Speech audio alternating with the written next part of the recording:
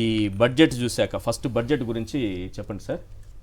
ఈ బడ్జెట్ చూస్తే ఏమనిపించింది, ఎంతవరకు మన సమర్థత కనిపించింది? నేనేమి ఇక్కడ ఏం మాట్లాడట్లేదు, ఎందుకంటే మన సమర్థత అంతా కూడా ఆల్రెడీ దావోస్లో ప్రూవ్ అయిపోయింది కదా. ఇప్పుడు కూటమిలో భాగస్వామిగా ఉన్నాం కదా, మన సమర్థత, మన రాష్ట్ర ప్రభుత్వ సమర్థత ఏ రకంగా కనిపించింది కూటమి? ఈశ్వర్ గారు, ముందుగా మీకు ప్యానల్లో ఉన్న అందరికీ అట్లానే సాక్షి టీవీ ప్రేక్షకులకు నమస్కారాలు. అంటే చంద్రబాబు నాయుడు గారి భాషలో చెప్పాలంటే గుప్పెడు మట్టి చెంబుడు నీళ్ళు అంతమంది మా మొహాన్ వేశారు అన్నాడు కదా మోడీ గారు. ఏమి ఇచ్చారు మాకు ఆ రాష్ట్రానికి అంటే గుప్పెడు మట్టి అని చెంబుడు నీళ్ళు ఇస్తే ఆ చెంబుడు నీళ్ళు చల్లటం కోసం మళ్ళీ హెలికాప్టర్లో, స్పెషల్ హెలికాప్టర్లో మొత్తం తిరిగి దానికి కొన్ని కోట్లు ఖర్చు పెట్టారు కదా. ఇప్పుడు ఈ బడ్జెట్లో ఏమి ఇచ్చారంటే మొత్తం మట్టి ఇచ్చారు. ఇప్పుడు 21 మంది ఎంపీలు దాన్ని పట్టుకొని నేను తీసుకురావాలా రాష్ట్రానికి, నేను తీసుకురావాలని జనసేన, తెలుగుదేశం, బీజేపీలు ముగ్గురు కొట్టుకుంటున్నారు. ఏదో ఆ మొంత మట్టిని 21 మంది ఎంపీలు, అరే మేము ఎక్కువ మంది ఉన్నాం కాబట్టి ఆ మొంతలో ఎక్కువ మట్టి మాకు ఇవ్వండి, మేము తీసుకొని ఆంధ్రప్రదేశ్ రాష్ట్రాన్ని తీసుకెళ్ళి మేము ఇచ్చారని ప్రచారం చేసుకుంటాం. ఏది 6.5 లక్షల ఉద్యోగాలు ఇచ్చినట్టుగా 4 లక్షల ఉద్యోగాలు 6.5 లక్షలు కూడా పెట్టుబడి అట్లానే ఇప్పుడు డిస్కషన్ జరుగుతుంది. అందుకని ఇందా ప్రెస్ మీట్ పెట్టారు ఎంపీలు, ఏది కూటమి ఎంపీ, తెలుగుదేశం ఎంపీలు ప్రెస్ మీట్ పెట్టి అసలు ఈ దేశంలో ఎంత గొప్ప బడ్జెట్ లేదు, అసలు వికసిత భారత బడ్జెట్, అసలు గొప్ప బడ్జెట్ ఇచ్చేసారని చెప్తున్నాను. సిగ్గుతో తలదించుకోండి, వచ్చేటప్పుడు తలదించుకొని ఆంధ్రప్రదేశ్ రాష్ట్రానికి తలదించుకొని రావాలి ఇప్పుడు. ఎందుకంటే మొన్న అమరావతికి అప్పు 15,000 కోట్లు ఇస్తే కేంద్ర ప్రభుత్వం 15,000 కోట్లు ప్రపంచ బ్యాంక్ నుంచి అప్పు ఇప్పిస్తానంటే మొత్తం ఊదరగొట్టేసి అసలు అమరావతి కేంద్రం 15,000 కోట్లు సాయం ఇచ్చేస్తుంది, ఉచితంగా ఇచ్చేస్తుందని చెప్పి ఊదరగొట్టారు. తీరా చూస్తే ఆ రోజు మనమే డిబేట్లు, అది అప్పు ప్రపంచ బ్యాంక్ నుంచి అప్పు ఇప్పిస్తారు, సో అది మనమే కట్టాలన్నానికి ఒక వారం 10 రోజుల తర్వాత మళ్ళీ వాళ్ళ పత్రికలో రాశారు ఏమని, అమరావతి డెవలప్ చేసి అప్పును కడతామని చెప్పి సాక్షాత్తు మంత్రి చెప్పాడు. అంటే మొన్న ఏదైతే పెట్టిన ఓటాన్ అకౌంట్ బడ్జెట్లో 0, ఇప్పుడు పెట్టిన పూర్తి బడ్జెట్లో గుండు 0. ఆంధ్రప్రదేశ్ రాష్ట్రానికి ఏమొచ్చిందంటే జవట్లో ఇప్పుడు మొంత మట్టి అందరూ తీసుకొని ఇప్పుడు రావాలి దాన్ని.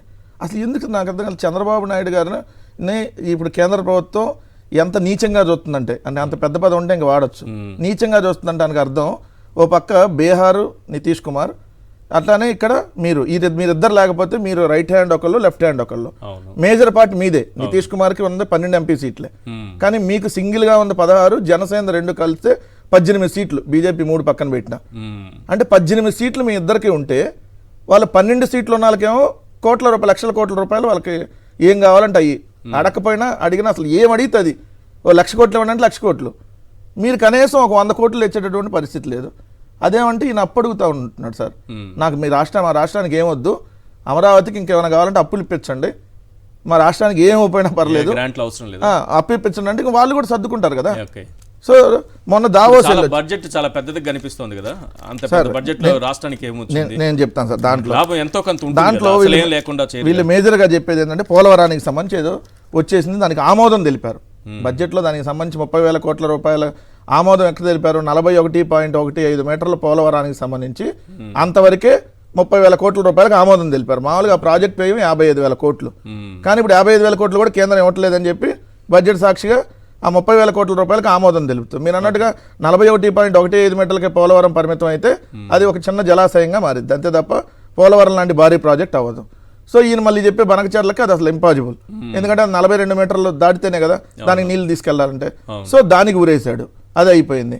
సరే, ఏదైనా వాళ్ళు కేంద్ర ప్రభుత్వం బడ్జెట్ పెట్టింది కదా, ఆ బడ్జెట్లో ఓవరాల్గా చూస్తే మన రాష్ట్రానికి ఏమైనా బెనిఫిట్ చేసే ఉన్నాయా, ఉంటే దాన్ని ఏమైనా మనం ఉపయోగించుకుందామని చూస్తే దానికి ఆల్రెడీ ఈ 8 నెలలు ఊరేశాడు. ఏంటంటే జగన్మోహన్ రెడ్డి గారు నాడు నేడులో భాగంగా మొదటి దశలో 15,715 స్కూళ్ళు, రెండో దశలో 22,344 స్కూళ్ళు, అంతా మొత్తం 38,059 స్కూళ్ళు నాడు నేడులో రీమోడల్ చేసి మొత్తం డిజిటల్ క్లాస్ రూమ్స్, దానికి సంబంధించిన స్పెషల్ డిజిటల్ ఇన్నోవేషన్ లెర్నింగ్, ఇవన్నిటికి సంబంధించి అన్నీ చేస్తే అది ఇప్పుడు కేంద్ర ప్రభుత్వం బడ్జెట్లో పెట్టింది. ఏంది, దేశవ్యాప్తంగా ఒక 50,000 స్కూల్లో డిజిటల్ క్లాస్ రూమ్స్, ఏఐ కోసం స్పెషల్ డిజిటల్ ఇనిషియేటివ్ లెర్నింగ్ కార్యక్రమాలు తీసుకుందామని. అది ఆల్రెడీ జగన్మోహన్ రెడ్డి గారి ప్రభుత్వం ఇక్కడ ఉన్నప్పుడు చేసింది, కేంద్రంతో సంబంధం లేకుండా. ఇప్పుడు ఆ నాడు నేడు స్కూళ్ళు ఎక్కడ పనులు జరగట్లేదు కదా. నాడు నేడు స్కూల్లో ఏం జరుగుతుంది, సంక్రాంతి వస్తే మన కోడి పందాలు, పేకాట, గుండాట్ల స్కూల్లో చేశారు కదా. సాక్షాత్తు మంత్రులు ఎంపీలు వెళ్ళి డిజిటల్ క్లాస్ రూమ్లు ఉన్నాయా, నడుపుతున్నారా? డిజిటల్ గా ఎక్కడ ఉంది సార్? డిజిటల్ గా జగన్మోహన్ రెడ్డి గారు తెచ్చిన వరకు ఉన్నాయి. ఇంకా ఏదైతే ఆ పనులు జరుగుతున్న పనులు ఆగిపోయినాయి కదా నిర్వహిస్తున్నారా, వాటిని పక్కన సార్. పడేసారా? మొత్తం 3 దశల్లో నాడు నేడు జరగాలంటే రెండో దశ ఆల్రెడీ కంప్లీట్ అవస్తా ఉంది జగన్మోహన్ రెడ్డి గారు. ఇంకొంచెం దానికి డబ్బులు ఖర్చు చేస్తే ఆ రెండో దశ పూర్తి అయితే మళ్ళీ మూడో దశ స్కూల్ ఏదైతే మిగిలిన బ్యాలెన్స్ స్కూల్ ఉన్నాయో అవి కూడా చేయాలి. సో దానికి సంబంధించి ఏం చేసినటువంటిది లేదు. రెండోది ఇంకోటి మేజర్ గా చూస్తే కేంద్ర ప్రభుత్వం 5 ఏళ్లలో 75,000 మెడికల్ సీట్లు పెంచుతాము, ఒక్క ఈ ఏడాదిలోనే 10,000 మెడికల్ సీట్లు పెంచుతామని చెప్పారు. 17 మెడికల్ కాలేజీలు ఉన్నాయి. జగన్మోహన్ రెడ్డి గారు అదే సార్ 17 మెడికల్ కాలేజీలు జగన్మోహన్ రెడ్డి గారు మెడికల్ కాలేజీల నిర్మాణం చేపట్టి దాంట్లో 5 మెడికల్ కాలేజీలు ఆల్రెడీ స్టార్ట్ అయ్యి మిగిలిన ఇంకో 4 మెడికల్ కాలేజీలు ఈ ఏడాది స్టార్ట్ అవ్వాలైతే మాకు అసలు ఈ మెడికల్ సీట్లు వద్దని చెప్పి కేంద్రానికి లేఖ రాశారు చంద్రబాబు నాయుడు గారు. ఎందుకంటే విజన్ ఉన్న వ్యక్తి. ఎందుకో చెప్తారు సార్, ఇప్పుడు దాన్ని ప్రైవేట్ వ్యక్తుల చేతులకి ఇస్తే చంద్రబాబు నాయుడు గారు బినామీలకు అప్పచెప్పేయచ్చు. ఎందుకంటే నారాయణకు ఆల్రెడీ మెడికల్ కాలేజీలు ఉన్నాయి, స్కూళ్ళు ఎన్ని నిర్వహిస్తున్న అనుభవం ఉంది కాబట్టి అట్లాంటి వాళ్ళకి అప్పచెప్పాలని. అంటే కేంద్ర ప్రభుత్వం ఇప్పుడు మంచి ఆలోచనతో నిజంగా అది తీసుకొని వస్తుంటే దాన్ని ఇంకా మనం వినియోగించుకోవాలి. వినియోగించుకునేటటువంటి ఉద్దేశం లేకుండా దాన్ని కూడా నిర్వీర్యం చేస్తాడు ఆల్రెడీ 8 నెలల్లో. 3 మేజర్గా పోర్టులకు సంబంధించి సార్ మారిటైమ్ మిషన్ కింద 25,000 కోట్లు కేంద్రం 25,000 కోట్ల నిధిని కేంద్రం ఏర్పాటు చేస్తే మనం 4 పోర్టులు sir Ramayapatnam, Mulapeta, Machilipatnam, Kakinada SEZ port 4 పోర్టుల్ని మనం రాష్ట్ర ప్రభుత్వం జగన్మోహన్ రెడ్డి గారు దాదాపుగా 15,500 కోట్లతో ఆ 4 పోర్టుల నిర్మాణం దాదాపు కంప్లీట్ అవస్తా ఉంటే ఇప్పుడు వాటిని ప్రైవేట్ పరం చేస్తానంటున్నాడు. అరే నువ్వు ఇంకా కేంద్రం ఇప్పుడు ప్యాకేజ్ ఒకటి రిలీజ్ చేస్తే ఇంకా ఈ పోర్టులకు మనం ఏదైనా డబ్బులు వాళ్ళ దగ్గర తీసుకోవాలా, లేదంటే మనం వాళ్ళ ప్రైవేట్ వ్యక్తులకు అప్పచెప్పాలా? అంటే ఓవరాల్ ప్రత్యేకంగా ఏపీకి ఏం లేదు. ఒకవేళ ఓవరాల్ బడ్జెట్ లో తీసుకున్నా ఏపీకి రానికుండా ఆల్రెడీ విధ్వంసం చేశారా సార్? ఇప్పుడు మొన్న దావోస్ వెళ్ళొచ్చాడు, దావోస్ వెళ్ళినాక అక్కడ 0, దావోస్లోకి వెళ్ళినాక 0, ఒక్కళ్ళు కూడా ఎంఓయూ కుదుర్చుకోవాలా. తర్వాత చంద్రబాబు నాయుడు గారు వచ్చి మనం డిబేట్ కూడా చేశారు. మీరు ఢిల్లీ వచ్చాడు ఏమని, నేను కేంద్ర మంత్రులను కలుస్తున్నా, బడ్జెట్లో రాష్ట్రానికి అన్ని ఏం కావాలన్నీ తీసుకొని వస్తున్నా. అప్పటికే ఆల్రెడీ బడ్జెట్కి అంతకుముందు 10 రోజుల ముందే ప్రిపేర్ అయ్యింది బడ్జెట్. ఈయన వెళ్ళంగానే ఈయన రాత్రి పెడతా అంటే రాత్రి మార్చేసి కొట్టేసి చదవటం ఉండదా? ఎందుకుంటారు సార్ అట్ట? రాసుకున్న తర్వాత ఎవరు చెప్పారు సార్? దాన్నంతా ముందే బడ్జెట్ కి సంబంధించి ప్రిపేర్ అయ్యి మనం ఇక్కడ నుంచి కూటమి అక్కడ ఎన్డీఏ గవర్నమెంట్ ఉందంటే టీడీపీ ఇచ్చినటువంటి చంద్రబాబు నాయుడు చెబితే వినటానికి ఏమన్నా జనసేన వాళ్ళు తెలుగుదేశం కార్యకర్తలు అనుకున్నారా?